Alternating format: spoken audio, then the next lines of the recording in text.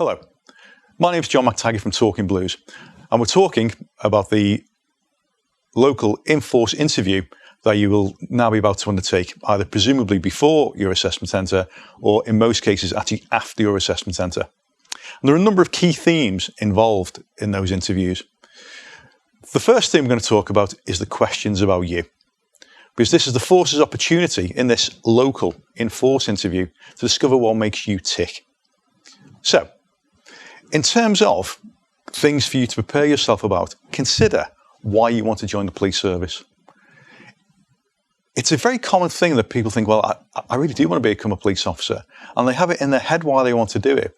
But it's very difficult at times to articulate. And the most common response we actually get off people is they start saying, well, my mum was a police officer, or my dad was a police officer, or I've always wanted to do it. And ever since I was a little boy or little girl, I wanted to do it. And that's simply not good enough. When you think about why you want to join the police, presumably you're thinking about helping the community, providing safety, responding to challenges, developing yourself, being able to somehow, in these troubled times, do your small part to help your community feel safer, and that actually fits in with your particular skills and abilities. So they're the kind of issues that we're actually interested in as to why you want to actually join the police service. Clearly you're not joining because it's a great salary or it's exciting. You're not joining because you want to carry a firearm or because you want to get involved in high-speed pursuits, because actually that's not really the kind of people we're after. The job clearly involves that, but that shouldn't be your prime motivator for joining. Yeah? So that's why you need to consider why you actually want to join the service. The next question is, what actually motivates you? Because policing, whilst it is a great career, can actually be at times quite hard or quite unpleasant, or actually sometimes quite cold and boring. If you're told to walk around an estate all night in the middle of December because there've been a spate of burglaries there on your own, that's actually quite boring, and it's cold and you need a bit of motivation. So we'll be interested in how you actually motivate yourself to do things. And for me, I'd be thinking about setting myself goals and targets. Perhaps in your current role, you are an office worker. So how do you get through your normal, mundane kind of day, perhaps? Well, maybe you set yourself a target. Maybe you split your day up into sections so you can do the less exciting stuff at a certain time in the day, but which needs to be done. And then you can allow yourself other developmental stuff throughout the afternoon. Perhaps you set yourself goals and targets. So for me, I'd be looking to say there, well, if I was given a mundane task to do, I would give myself goals and targets. So, for example, if I was to be asked to walk around a council estate all night in the middle of December, what I would do is I would look at a map before I left the station, and my goal and target would be to ensure that I walked up and down every street in that estate once throughout the night, learning the street names as I went. And by doing so, I would give myself a target. We may ask you what you consider you're good at. What are your strengths and weaknesses? So, in terms of what you're good at, think about the police service skills and abilities. Think about, we're looking for people who are self-motivated, who are good at making decisions, who are good at working with people, who are good at understanding the community. Think about those particular skills and find one of your qualities which fits in with that. So it might be that you're good at communicating with people. It might be that you're good at being creative when it comes to problem solving, but be able to evidence that. It's not just saying, yes, I am good at this. The follow-up question will immediately be, so how do you know that? How can you actually evidence that? So if you're going to say you're good at communicating, tell us about a time when you've been involved with a sports committee or a charity or at school or college, for example, where you've actually worked as part of a group. So we want to know why you think you're good at that particular issue. On a similar kind of theme, what is the thing you're most proud of? And that can be a family or work-related kind of environment.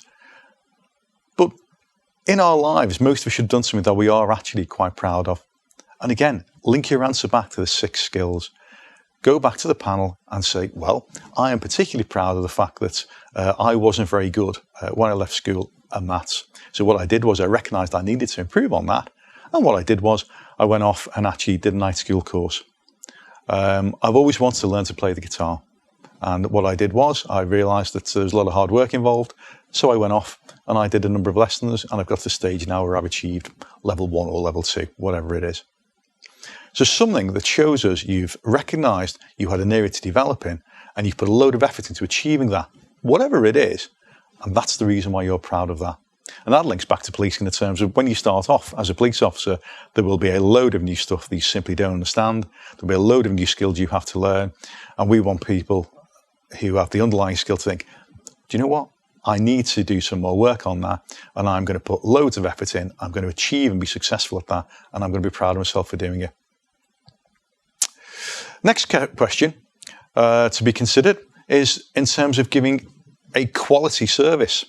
So what we're talking about here is, when have you actually gone out of your way to help somebody? And again, that might be something you've done at work. It might be a customer who had special needs of one kind or another. It might be whereby a customer or colleague or friend or family member had a specific problem you had to help them with. And you've gone out of your way to actually do that. It doesn't have to be world-changing. It might be as simple as you work in Tesco's, an elderly lady came in wanting to buy a barbecue set. You didn't have that barbecue set in your store, but what you did was you made a point of taking care of details, phoning around other stores. You found a barbecue set in a different part of the country. You arranged with your manager to bring that barbecue set down to the local store, and perhaps you managed to deliver it to the lady. Yeah. Maybe if you wanted to make that a really great answer, your boss said to you, well, we're not going to bring that down from whatever part of the country it's in. We would end up losing money. To which you could point out, well, yeah, that's true. But ethically and morally, we can have a great impact on our lady's life here. And that will make you sound absolutely fantastic. And it shows great quality from our perspective.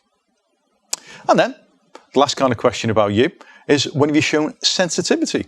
Because policing is about understanding that you're going to meet people in some very difficult times. So what is it that you can evidence to us whereby you have shown that you've been receptive to people's needs? So it might be somebody that you come across who's been upset, somebody undergoing difficult times, somebody really struggling with an issue at work. And what have you done to help them? Yeah. So what have you done to actually take hold of their problem, offer them support, offer them guidance? Perhaps you've gone off and done a little bit of research into their needs and come back and help them. For example, it could be you have somebody at work who you noticed was deaf.